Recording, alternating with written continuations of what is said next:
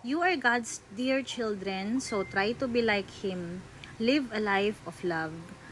Love others just as Christ loved us. He gave Himself for us a sweet-smelling offering and sacrifice to God. Ephesians 5 verses 1 to 2. Ayan, good evening po sa inyong lahat. So, sobrang busy po buong araw na to at ngayon na po ako nakapag-share ng devotion. Pero syempre, ang devotion naman is not always sa morning. We can always have our devotion any time of the day. So, ayan, let me share with you yung verse na to na galing kay Lord. So, once again, si Apostle Paul ang nagsasabi nito. So, talagang ini-encourage niya ang mga Ephesians sa Ephesas na they will be imitate. Iba-iba nga ng version to eh. Merong version na be imitators of God, 'di ba? So, paano mo imitate si God, 'di ba? Literally, it means when you say imitate, gagayahin mo. So, 'di ba minsan pangit lang pakinggan. Pero kung gagayahin mo naman yung maganda at yung tama, syempre, that's okay. That's good. Pero kung gagayahin mo yung mali, yun na hindi maganda. So, try to be like Him. Mahirap kasing maging katulad ni Lord talaga.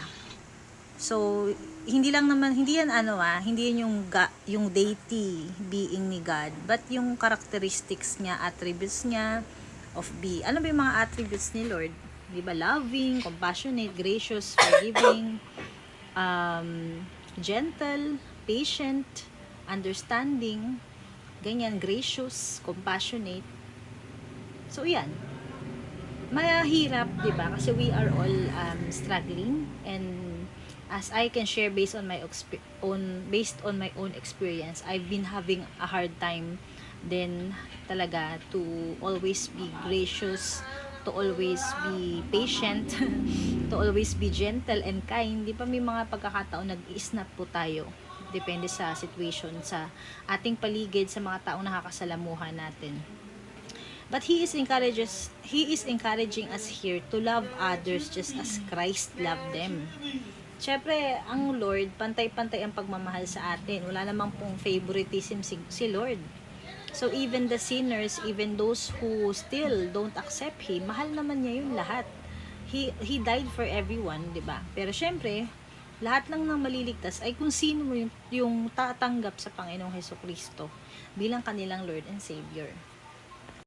So, ito, yung next verse niyan is, basahin natin para malaman natin yung context. So, this is walking in love.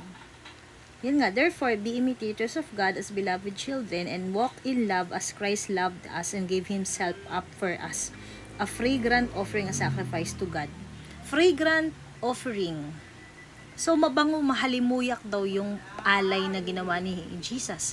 And sa Old Testament, di ba, sa traditional way nila, yung ancient na kaparaanan nila, yung tradition nila is animal offering, burnt offering, yung mga blood ganyan ng animal. Mahalimuyak yun sa Panginoon. Pero yung ginawa ni Jesus, that He died for all, He died for us because of His great love for us, napaka sweet smelling aroma and offering daw kay God.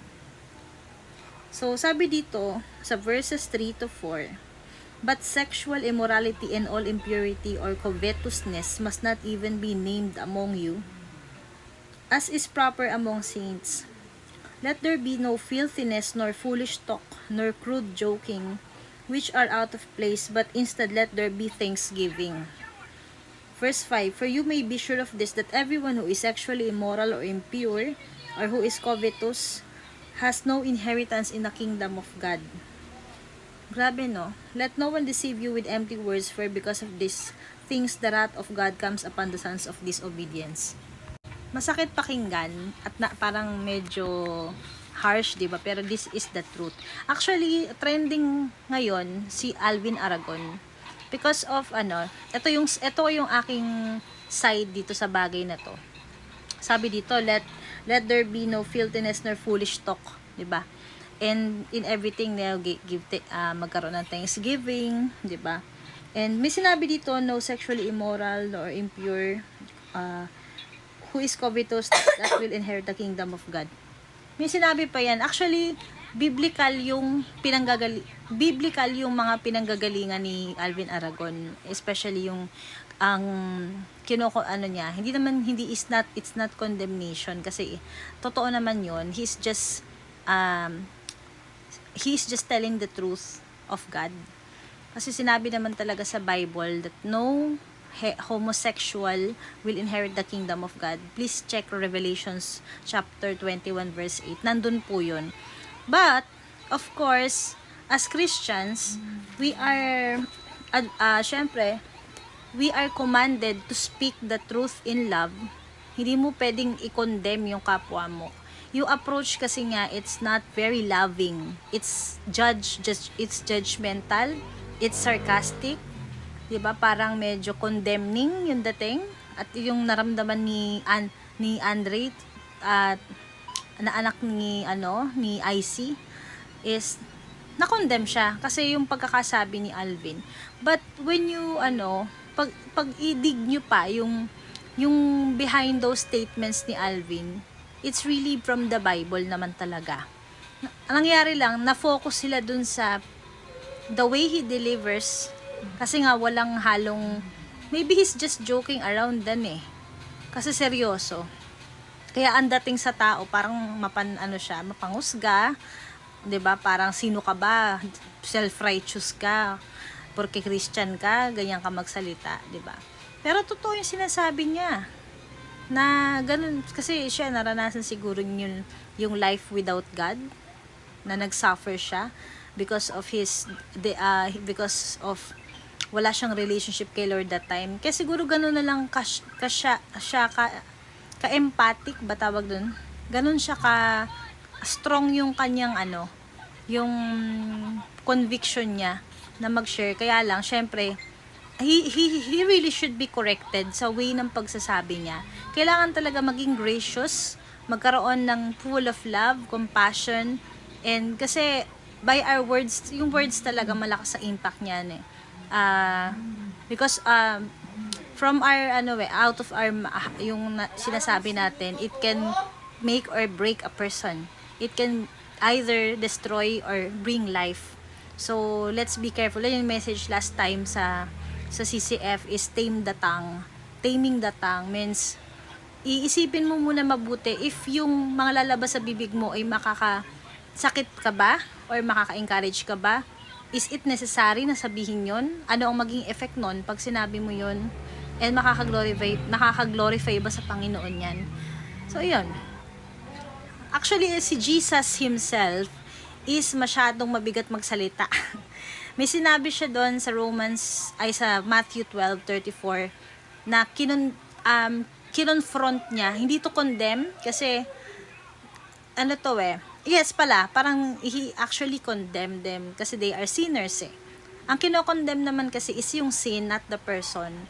So, sinabi ni Jesus na you, brood of vipers. Kayo mga ulahi ng ulupong, sabi niya. Dun sa mga sa mga Pharisee. Kasi alam niya mga mga ulupong is mga diba? Sa mga parang ahas kayo, traidor kayo, parang mga ganyan. He's just telling the truth. Minsan, sometimes the truth hurts Pero, kung papansinin natin yung the way ng pag-deliver. Kasi, tough love si Jesus He's actually pointing out yung wrong. Ganun yung way niya, but actually, it's he's just speaking the truth. Diba? He's just pointing out the truth. So, ayun, dun sa ginawa ni Alvin na yun, he actually didn't represent Jesus well. May point siya. Andun yung, let's not judge him talaga yung overall, but andun yung heart niya to share Jesus, the word of God, the gospel. Pero, yung kanyang pagdi-deliver should be corrected. So, ayan. So, sabi nga dito, let us be like Jesus. Mahirap to, and we should ask the power of the Holy Spirit for natulungan tayo. Kasi, mahirap talaga na mamuhay na maging Kristiyano. So we just need the help of the Holy Spirit for him to empower us na to be like Jesus.